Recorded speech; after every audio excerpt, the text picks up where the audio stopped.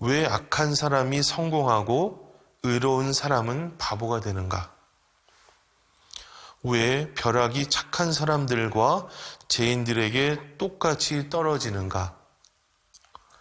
왜 조상이 죄를 짓고 후손이 속죄하는가? 왜 부정한 재물이 그토록 번성하는가? 왜 세계사에서 오직 우둔과 천박과 잔인만이 판치고 있는가? 이러한 것에 대한 답을 찾기 위해서 하느님께 기도하고 구걸하듯이 때를 썼지만, 그리고 또한 불타오르는 간청을 통해서 하느님께 울부짖었지만 아무것도 대답해 주지 않는 하느님 앞에서 인간들은 어쩌면 하느님을 떠나는 것이 당연했을 수도 있다라고 이야기를 합니다.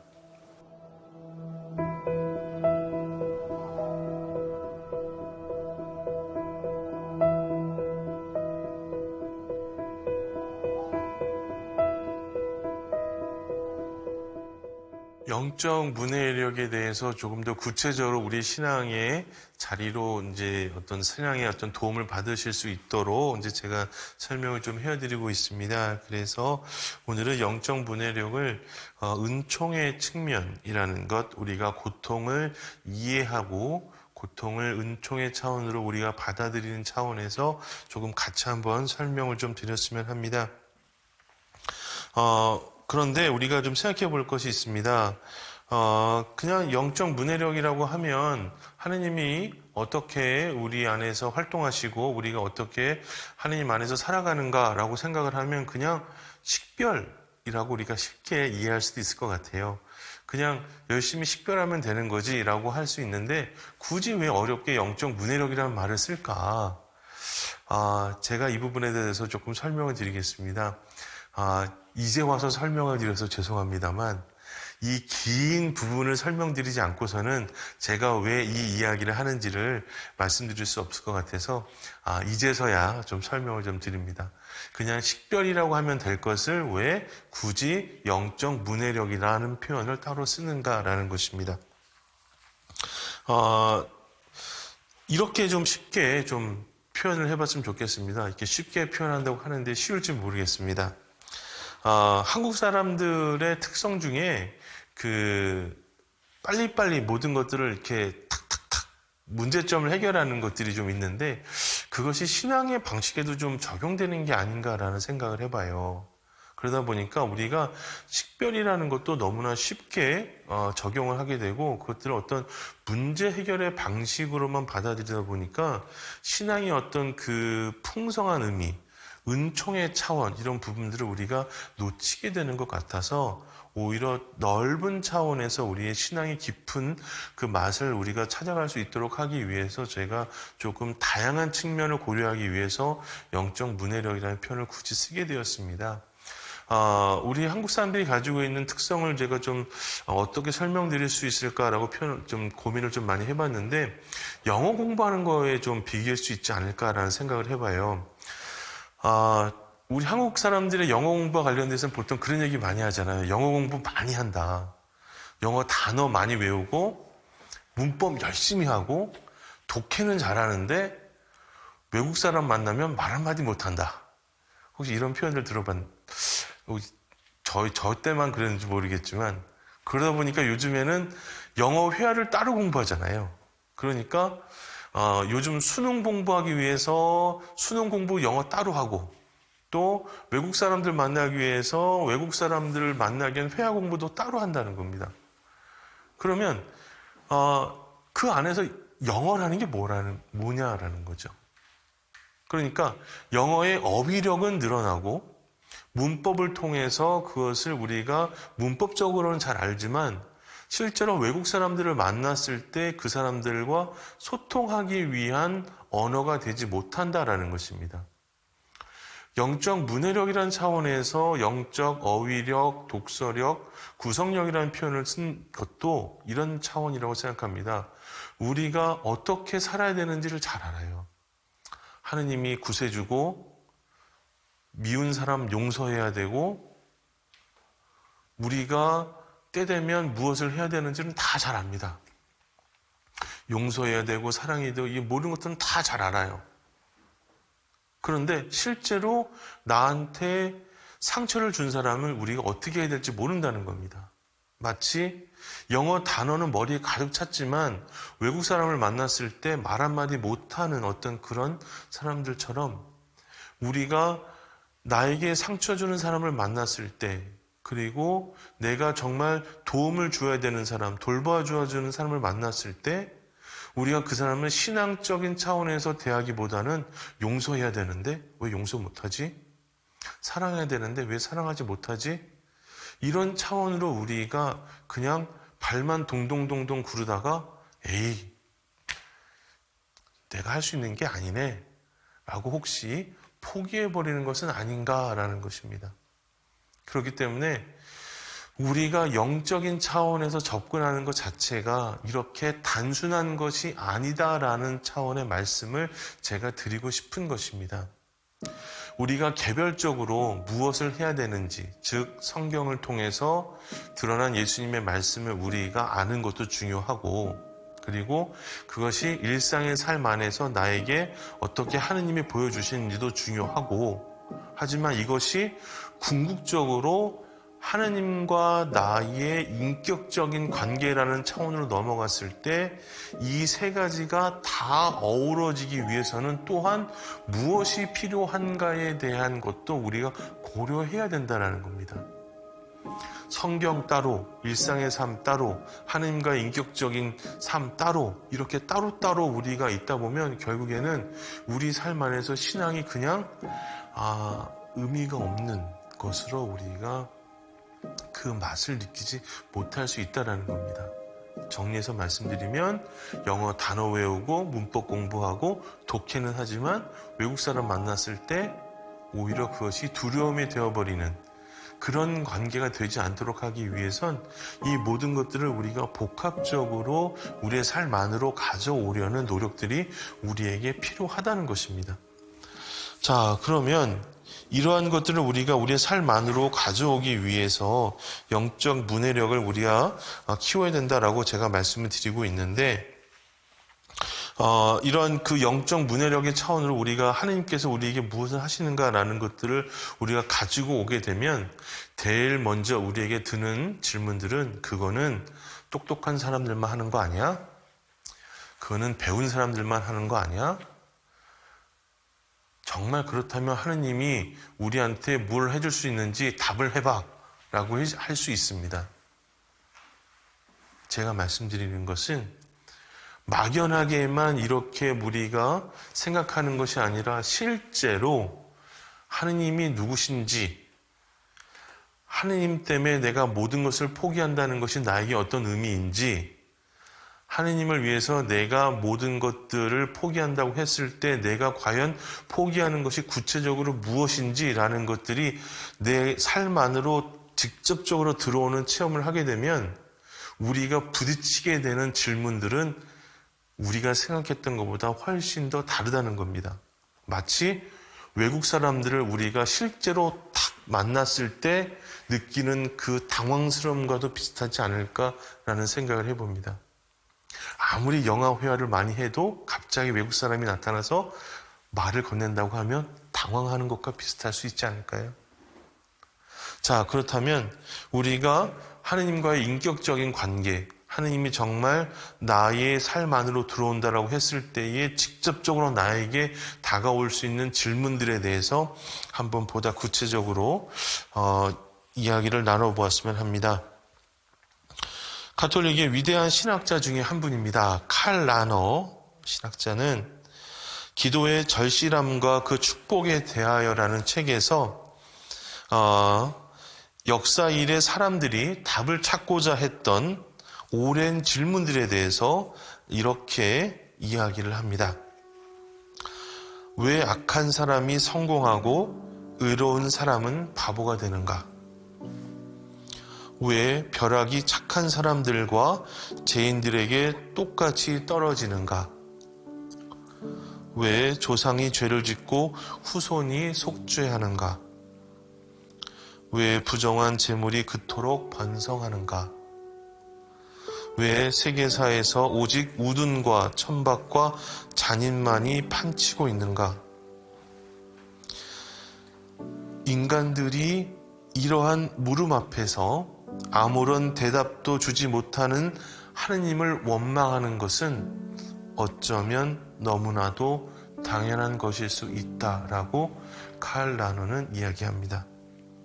또한 이러한 것에 대한 답을 찾기 위해서 하느님께 기도하고 구걸하듯이 때를 썼지만, 그리고 또한 불타오르는 간청을 통해서 하느님께 울부짖었지만 아무것도 대답해주지 않는 하느님 앞에서 인간들은 어쩌면 하느님을 떠나는 것이 당연했을 수도 있다라고 이야기를 합니다. 물론 이 책의 뒷부분에서는 이러한 인간들의 질문들에 대해서 우리가 어떻게 답변을 할 수 있을 것인가에 대해서 칼 라노가 이제 쭉 설명을 해줍니다.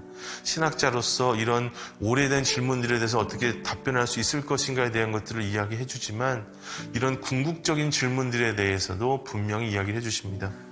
이런 궁극적인 질문들을 우리가 정말로 신앙생활 안에서 하느님을 받아들이려고 하다 보면 턱턱 받게 된다는 겁니다. 여러분들은 이 질문들에서 어떻게 답을 하실 수 있겠습니까? 제가 그래서 이런 질문들에 대해서 우리가 어떻게 답을 할 수 있을 것인가에 대해서 설명을 드리기 위해서 10회에서부터 14회까지 우리들의 어떤 신앙의 걸림돌과 관련돼서 말씀을 드리면서 박완서 선생님의 이야기도 말씀을 드렸고, 헨리 나우엔 신부님의 이야기도 말씀을 드렸습니다. 어쩌면 하느님 앞에서 우리가 아무런 대답도 할 수 없고 아무것도 대답해 줄 수 없는 하느님 앞에서 우리들은 모든 것들을 신앙으로만 받아들일 수 없는 인간적인 한계를 누릴 수밖에 없다라는 말씀을 그래서 미리 설명을 드린 것입니다. 그리고 그러한 우리 인간적인 한계 앞에서도 우리가 신앙을 포기하지 않을 때 우리들은 진정한 하느님의 역사하심 앞에서 하느님을 만날 수 있다라는 것입니다. 이러한 질문들이 정말 엄청나게 어려운 것이고 그것에 대한 답을 찾을 수 없기 때문에 많은 사람들은 신앙 자체를 포기하고 종교가 무의미하다고 떠나버리기도 합니다.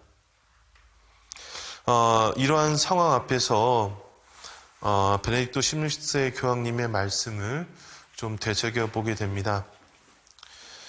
교황님께서는 2013년 2월 23일 교황직 사임 직전 교황청 사순식이 피정을 마치며 이런 말씀을 하고 계십니다.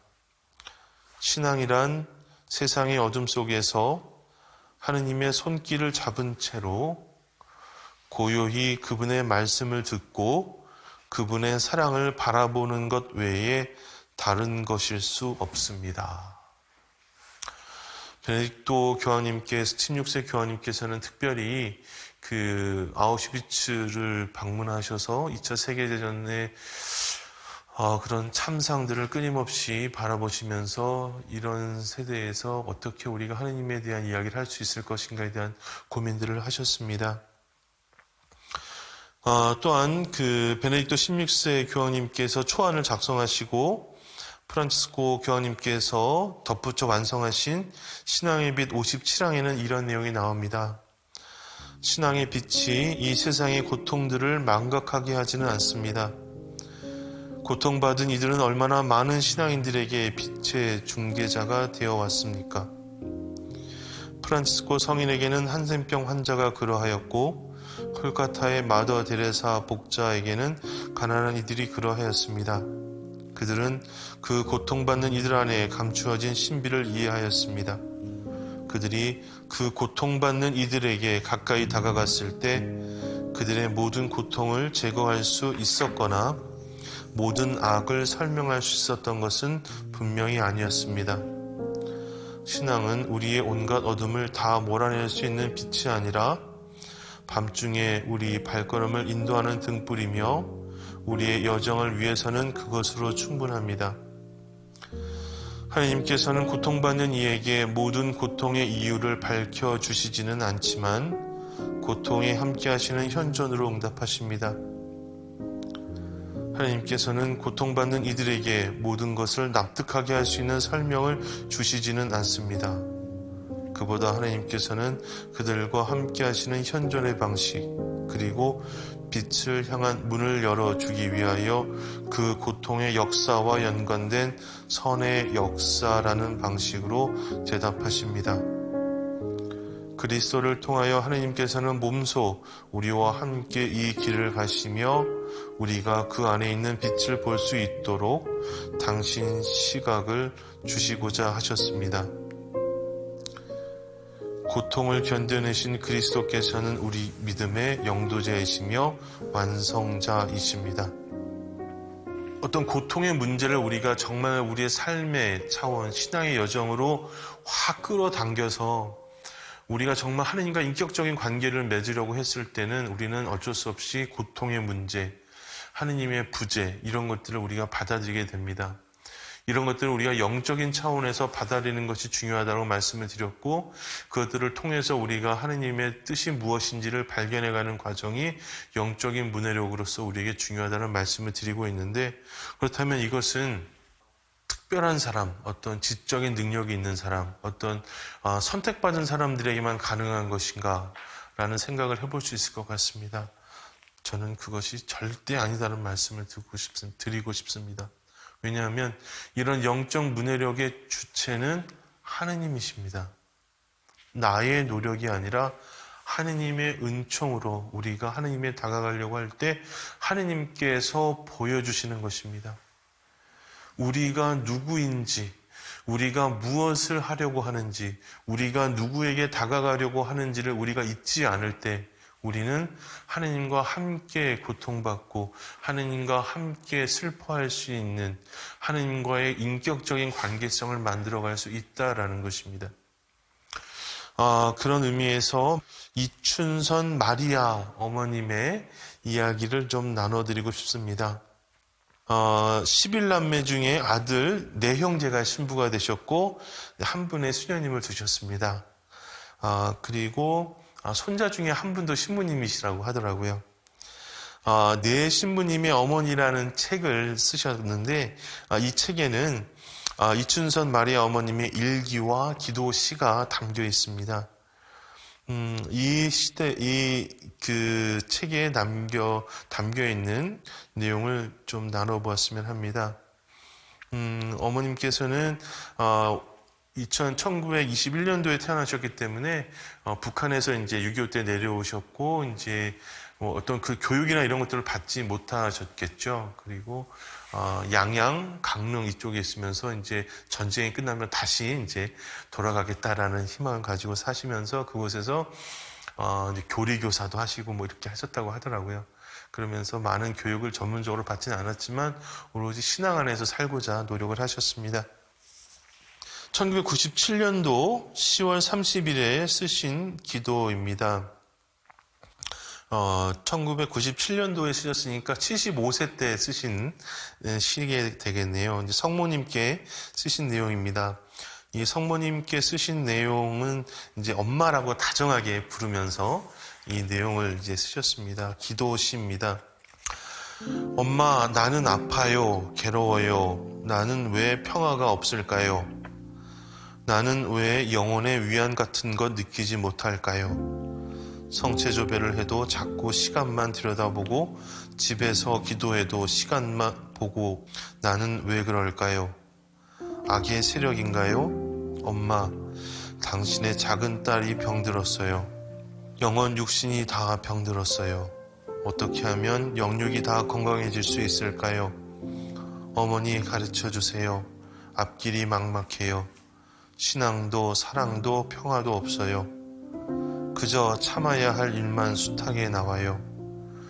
엄마, 안 참으면 어떻게 될까요? 아마 집안이 수라장 되겠지요.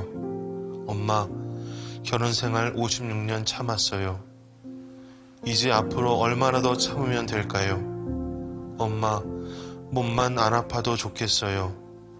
늙어가며 처량한 생각만 들어요. 엄마, 좀 보람되게 살게 해주세요. 75세 때 이런 기도시를 쓰셨어요. 이미 아들 4명은 신부님이셨겠죠. 따님도 수녀님이 한 분 계셨고, 더 보람되게 살고 싶다. 이제는 그만 아팠으면 좋겠다라고 말하시는 이 어머님의 마음 안에서 우리가 무엇을 볼 수 있겠는가라는 것입니다. 우리가 하나님을 찾아 나가는 여정, 하나님께서 나와 함께 하신다고 했을 때 과연 그렇다면 하나님께서는 모든 것들이 잘 되게 해주셔야 되는 것이 아닌가? 아픈 데 없게, 모든 일이 잘 되게, 이런 하나님이 아니라 내가 이렇게 아프고 누추해지고 내가 정말 이렇게 희망 없이 살아가는 이 순간에도 내가 그분을 포기할 수 없음에 오히려 그분이 나의 유일한 구세주임을 내가 포기하지 않고 살아갈 수 있음에 어쩌면 우리가 더 큰 무게를 둘 수 있는 것, 그것이 우리가 영적으로 모든 것들을 바라보게 되는 과정이 아닌가라는 생각이 듭니다. 그리고 마지막으로 2012년도에 쓴 기도 내용을 나누어 드리고 싶습니다. 2012년도니까 90세에 쓰신 거예요. 왜 이렇게 괴롭게 살아야 할까? 괴롭게 태어나서 괴롭게 살다가 괴롭게 죽어가는 것이 인생인가? 그 속에는 과연 무슨 뜻이 있을까? 듣기에는 하느님께서 사랑으로 인생을 창조하시고 사랑으로 구원하시고 사랑으로 수명을 다하게 하신다는데 왜 이렇게 괴롭게 살아야 할까? 그 속에는 과연 심오한 뜻이 있을까? 대인관계, 경제적 고통, 질병의 고통, 정치적 잘못으로 백성이 도탄에 빠지는 고통, 자연재앙의 고통, 복수, 질투, 분노, 원수들, 이가 갈리는 미움 같은 정신적 고통, 마음의 고통, 보기도 싫은 대상, 이렇게 괴로운 인생살이 속에서 진리를 어떻게 가려낼까? 하느님을 사랑하고 이웃을 사랑하라고 하는데 이 고통 속에서 사랑을 추려낼 수 있을까? 그러나 이 고통 속에는 무한한 가치가 있다고 하니 다음에 묵상하기로 하자. 제가 말씀드려온 영적 문해력이 이겁니다. 영적으로 모든 것들을 바라보려는 노력이에요.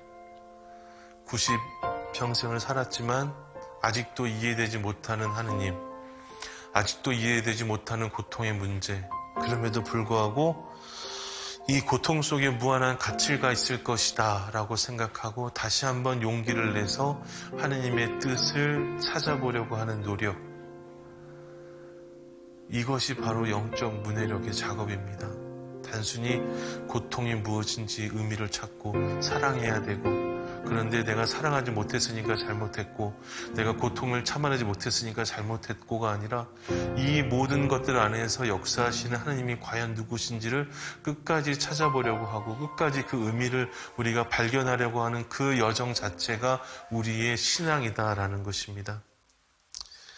하나님과의 어떤 인격적인 관계라는 것은 하나님이 나를 돌봐주시고 하나님이 나의 필요를 채워주시는, 내가 아프고 힘들고 어려울 때 나를 돌봐주시는 그런 하느님이 아니라 나의 모든 영적인 차원의 나의 모든 감각들을 동원해서 하나님께서 나에게 무엇을 하시고자 하시는지, 하나님께서 하시고자 하셨던 구원의 역사가 어떤 의미인지를 우리가 찾아 나가려고 할 때 그때 만나는 하나님이 바로 우리의 인격적인 하나님이 될 수 있는 것은 아닌가 생각해 봅니다.